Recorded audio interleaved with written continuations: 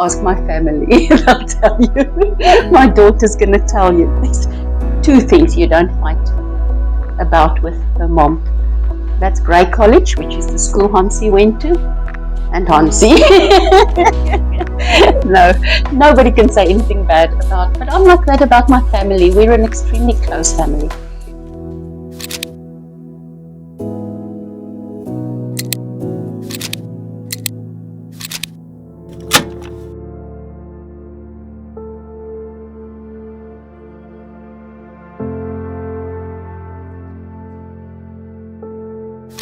So we grew up, Hansie and my other brother Frans used to score at Ramblers Cricket Ground in Bloemfontein, used to score cricket matches. We spent probably every weekend next to a cricket field.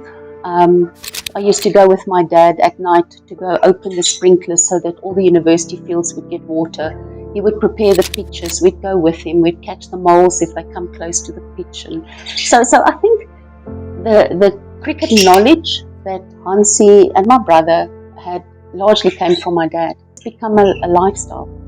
It's part of our lives. When I was little, I used to get very upset and I used to ask them, is there nothing else we can talk about? So if my mom would say at the dining room table, right, let's not talk about cricket, then nobody would say anything. Like that was topic of conversation. We wouldn't have anything to say if we didn't talk about cricket.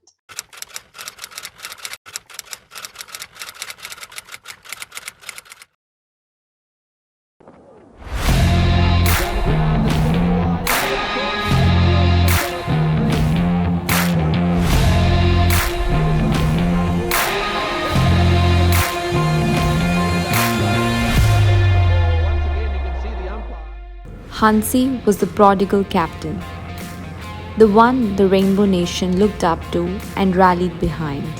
The Bloemfontein-born man was the icon for a country which was trying to rebuild its identity in the cricketing world of the post-apartheid era.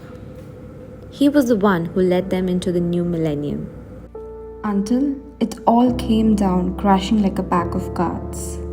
A life ban after his confession, where he admitted accepting money from bookmakers at the King Commission in 2000, came as a shock not to just Hansie's family, but the entire cricketing world. A little over 2 years later, he would lose his life in a plane crash. I think at that stage I stopped watching cricket for quite some time. My mom did as well. My mom had a few years where she didn't want to watch cricket. Even my son. I think we all... I was angry about what had happened at that stage, and I felt cricket was supposed to keep you out of trouble, and cricket was the cause of trouble at that stage. But hindsight, a lot of lessons were learned from it. 2 decades have passed. Hester and Gordon Parsons run a cricket academy, Dragons Junior Cricket Academy in Potchefstroom. Hansie's wife Bertha has remarried Jaco du Plessis.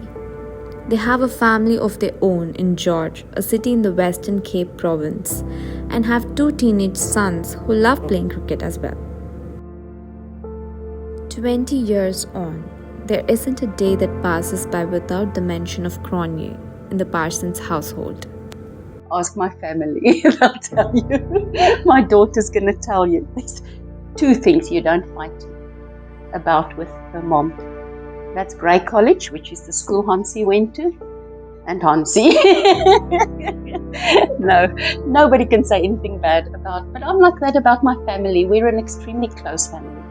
My mom and dad raised us that way. We really have been, and we still are very close. I sadly lost my dad as well 2.5 years ago.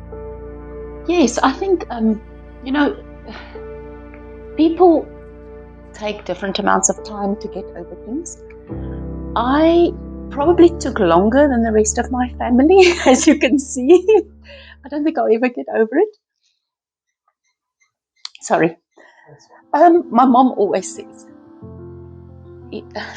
your mind tells you your child's going to bury you. You are the older one.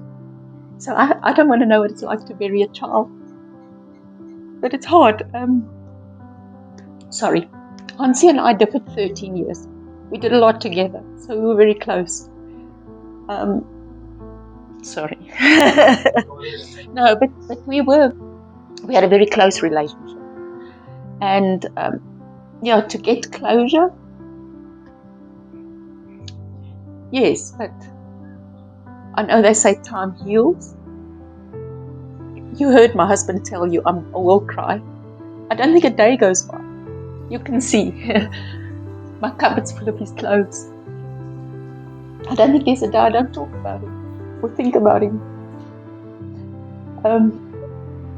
Something incredible is the impact he had on people's lives. I mean, he's passed away nearly 21 years ago now. Wherever I go, people talk about him. I had a new girl join my academy 2 weeks ago. The first thing her granddad said to me is about Hansie.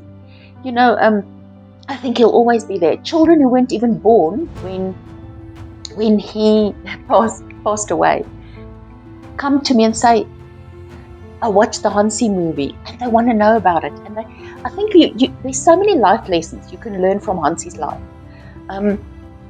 The circle of life, that wheel of life you can see up there as well, was somebody who did about the full circle of life.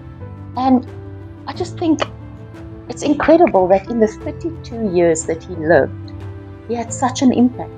And 20 years after his death, he still has an impact on people's lives. But the impact he had on my family's life is incredible. I was actually telling my daughter off for studying so much. She's busy with her PhD. She hasn't stopped studying. And she's just enrolled for a course so that she can do her MBA. I said, but why? Why do you want to do that? You're a clinical psychologist. No, she's doing it for Hansie because he was busy doing his MBA when he passed away. So, I think the impact, I don't think you realize the impact. I look around, I think there isn't an animal or a bird that isn't here.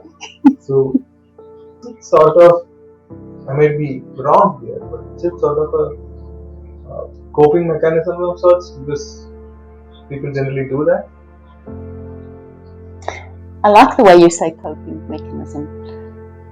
It's healing. There's nothing like that love, that care you give to an animal, and the satisfaction that you've helped something. The little kitten we've rescued was almost dead. It is. I think it is. It's healing. We live in a society of, I think more and more these days, people are self-centered. And especially at school, I like to teach the children to care for others. I get into trouble for feeding the cats at school. I've got fish in my classroom, and it's amazing to see the love the children develop for animals through that. A lot of the kids were scared of cats when they started.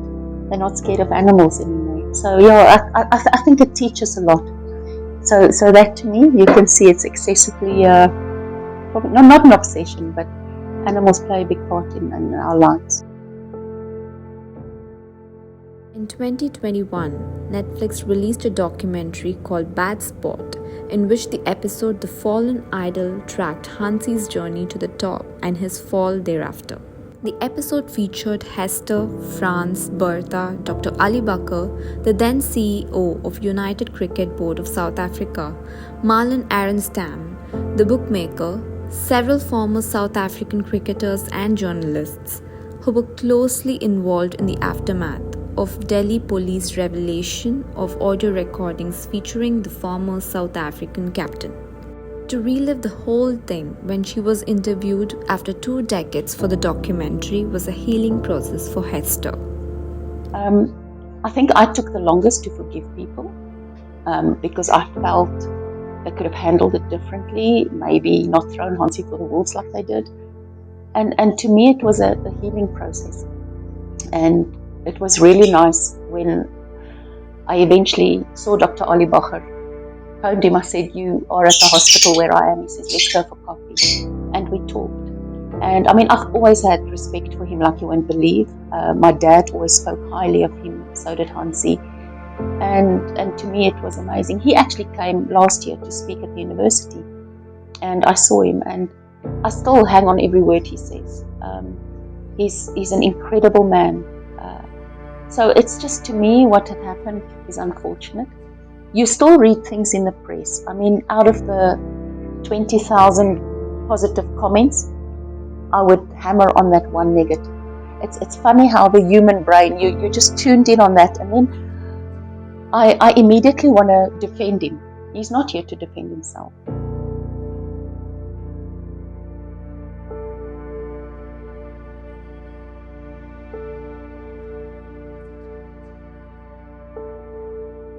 Where the documentary, I still learn things afterwards.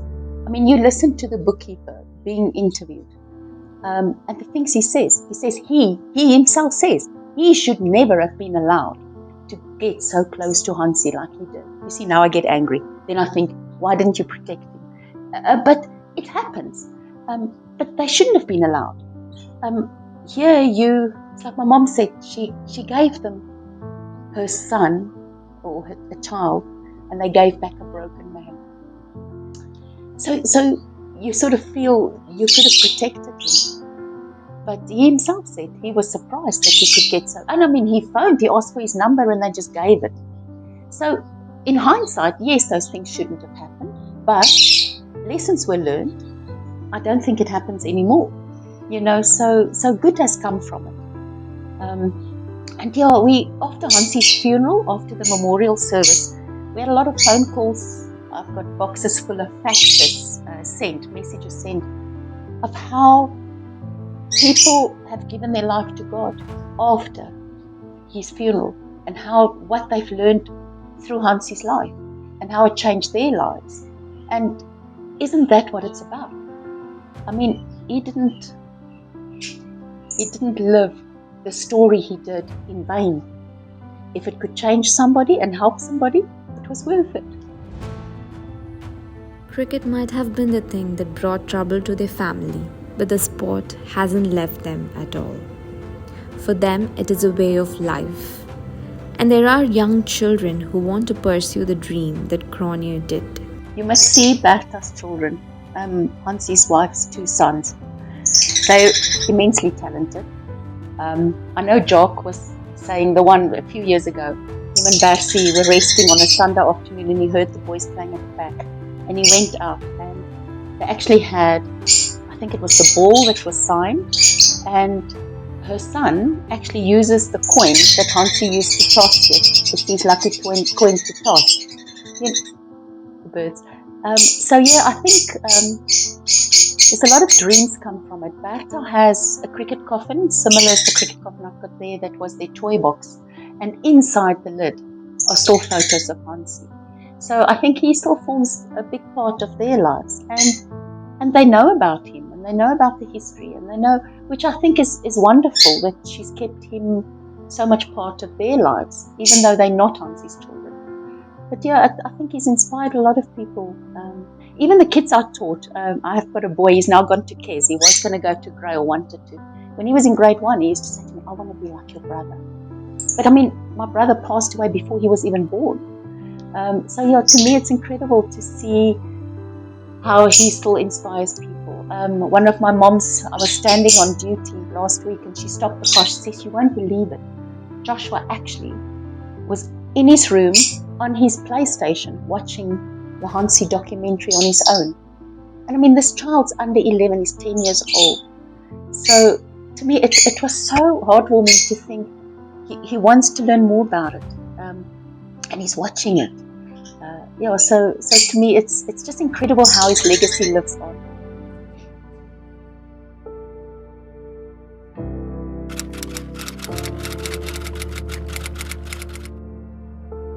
No, that's a difficult one. I think to everybody it would mean something different. Like I say, to my son it would be different to what it is to my daughter, to what it is to me, or what it is to my husband. But especially like to my mom, what is it for me?